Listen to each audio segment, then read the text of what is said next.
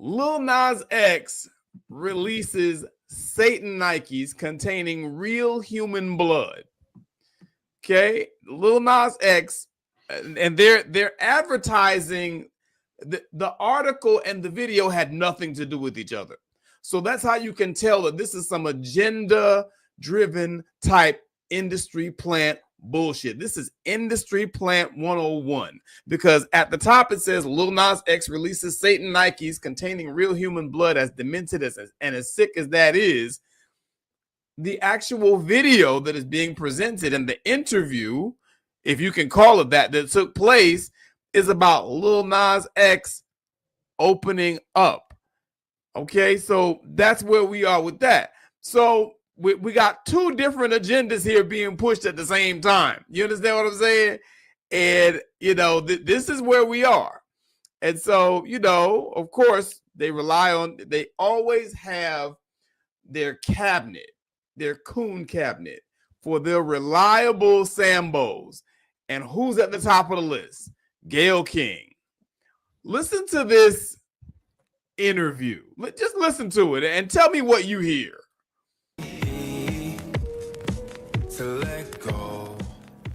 That's the hit song Closure by superstar Lil Nas X. The artist quickly rose to fame with Old Town Road. You know it. It broke the record for Billboard's longest running #1 song of all time. Wow. That happened when he was 19. The rapper, whose real name is Montero Lamar Hill, revealed Closure was his way of coming out as gay. He told us the journey to making that announcement was not easy. Did you know as a little boy that you were gay? Did you think that as a youngster while people are telling you it's not a good thing? Were you thinking, yeah, I think I am? Definitely. I knew, especially like around my teenage years, I would just pray and pray and pray, and What were you praying for? that it was like a phase. That it would go away. Yeah, it'd go away. I'm good with it, but I'm not going to tell anybody. Yeah. Yeah, I mean, because me being in this position, it's easy for me, but some little boy 10 miles from here, it's not going to be good for him. Mm-hmm. Yeah. But don't you think you coming out that could probably help others who are struggling the way you were struggling with it? I think it's going to always help, we still have a long way to go, because it's not like everybody is messing with me now, because of course, somebody who's listening to me in school right now, it's you gay because you're listening to him. So it's it's still a lot to be done, of course, but I do believe it's helping. So, this is something that I see happen with these folks all the time. You will have somebody like Lil Nas X. He was a one-hit wonder. Let's just call it what it is. He's a one-hit wonder. And he always seemed like an industry plant, because Lil Nas X, had he done what he was supposed to do as a real rapper, as an authentic rapper that's coming from the grassroots, he would have gone through the certain avenues to get to where he got. He would have released mixtapes. He would have did shows. Somebody would have heard of him before he blew up, right? Okay. He blows up. He shows up and he calls himself Lil Nas X. Off rip, somebody would have checked his ass because he's calling himself Nas. Well, hold up, homie. Right. How you call yourself Nas? You better be the baddest MC out if you calling yourself after Nas. And you're gonna have to explain that to the hip hop community. It smelled and reeked of industry plant from jump, bruh. This dude came out calling himself something Nas, and nobody questioned that. And his first little song, okay, it was a little pop song, whatever the case may be. They set it up, they bodied it, they marketed it to kids. They had him in every elementary school in the country, just about, because that song was being marketed to kids. Yep. Most of his performances were at children's schools when he was promoting that song, and they were white children. Then he gets in and, the song kind of, runs its course and it's done. It's played out. It's old now. Now you got to produce another hit and you have no talent. Let's just keep it a buck. You have no talent. So what do? You go into your bag of gimmicks and you pull out this whole, oh, I'm gay stuff. And you're sitting down with Gayle King. Like I said, they got their coon cabinet. So you're sitting down there with Gayle King, and she ain't gonna ask you no real questions. First of all, she starts talking about the hit song Closure from hip hop superstar Lil Nas X. I've never heard this song in my life. Never. Okay. I listen to music all the time. I listen to hip hop radio every day. I've never heard that song. It ain't a hip hop song. And he ain't no damn hip hop superstar. So you see how they pedestalize their tools. They pedestalize the people that they're going to use to promote an agenda. You understand what I'm saying? So, oh, you know, he got a #1 song. It's a hit song. He's a hip hop superstar. He's been interviewed by Gayle King. Nobody in Black society listens to Gayle King. You understand what I'm saying? You got to be a Sambo that's part of the boule if you listen to Gayle King. You dig? And none of the other stuff they said is true either. It just reeks of industry plant because no Black people are out here bumping Lil Nas X anything. Even the first song. White people were bumping that. He did a remix with Billy Ray Cyrus. Most Black people don't know who the hell Billy Ray Cyrus even is. You understand what I'm saying? Sure. So this is, again, how they're going out of their way to promote this agenda. They got him with literally with Satan, the Satan Nikes. That's what they call them.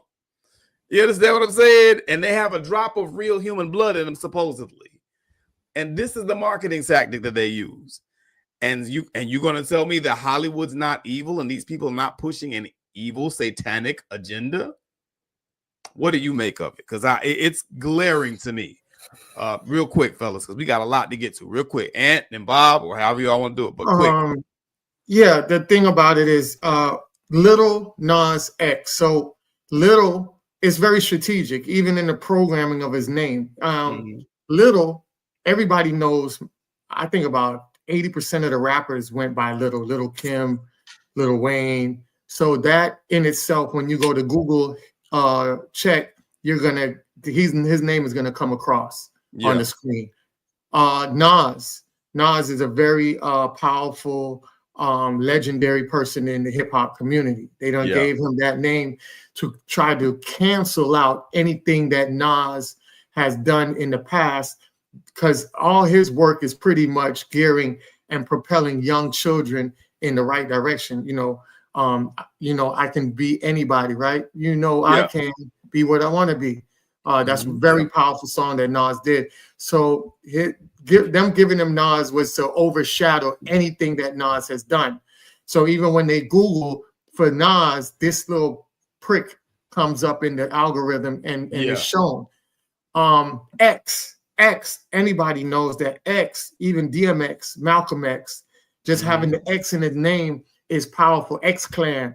So all of that is to be in the algorithm to overshadow all of the positive stuff. So it was very, very chess-like for them to give this man that name.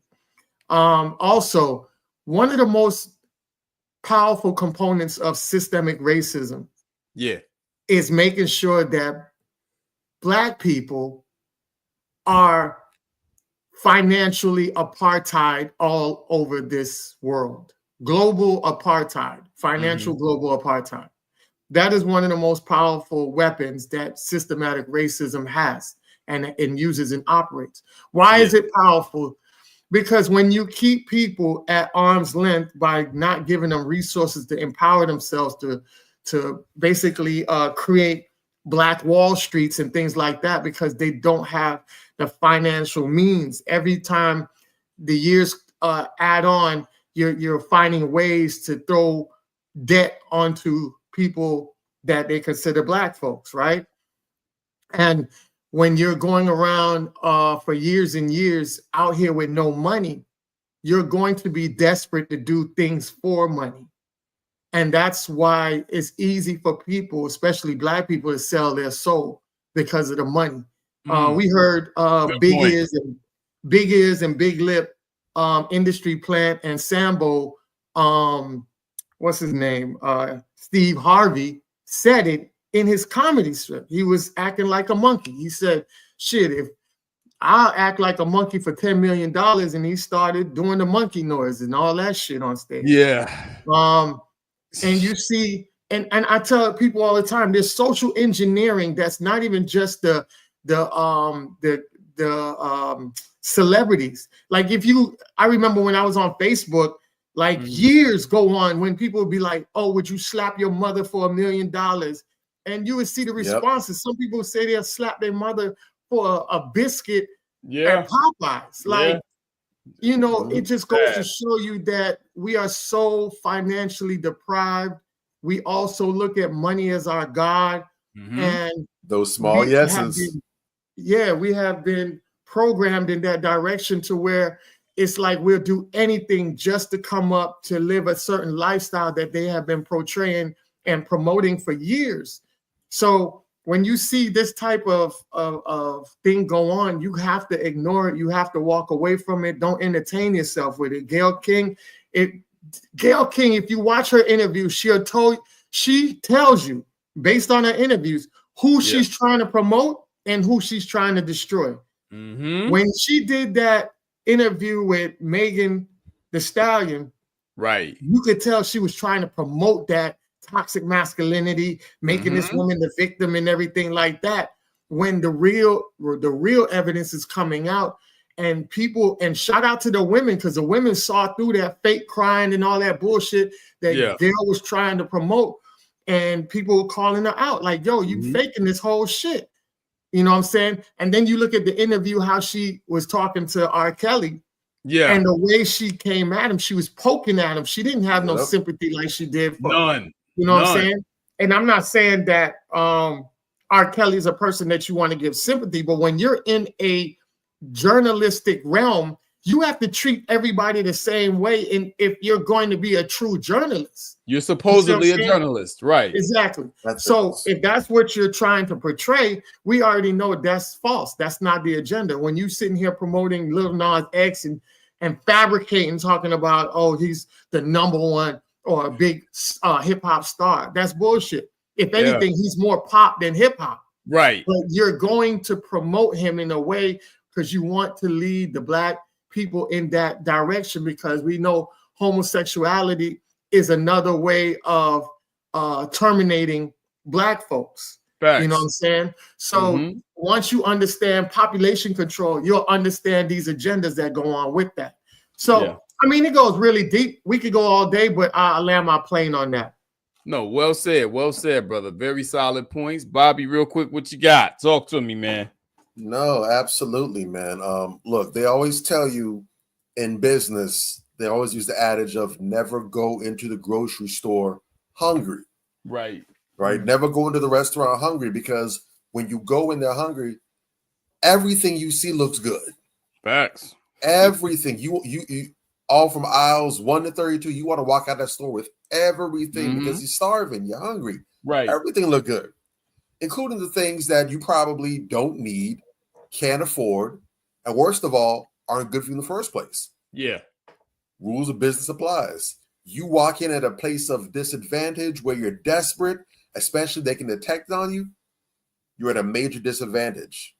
Those people know they can press you, they can hardball you, everything else they want to do with you, and they know that you're not in a position to turn them down. But when you're able to walk in there confident, competent, unbothered, unfazed, you're able to set your terms, go back and forth, Bart, I don't like this, drop it, or no, I need some more than that.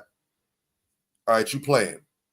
Call me when you got a real serious offer. Walk away from the table, and don't walk away from the table and lurk outside the door hoping they come back and open it. Right.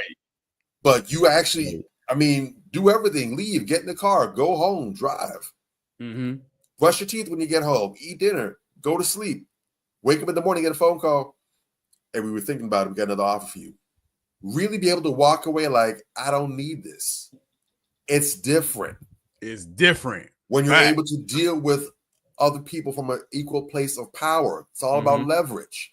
So again, like you said, Ant, when they're able to keep us in a place of disadvantage, that further increases the odds that they're going to have a ready, willing, and able pool to turn to. Jason Black said it best.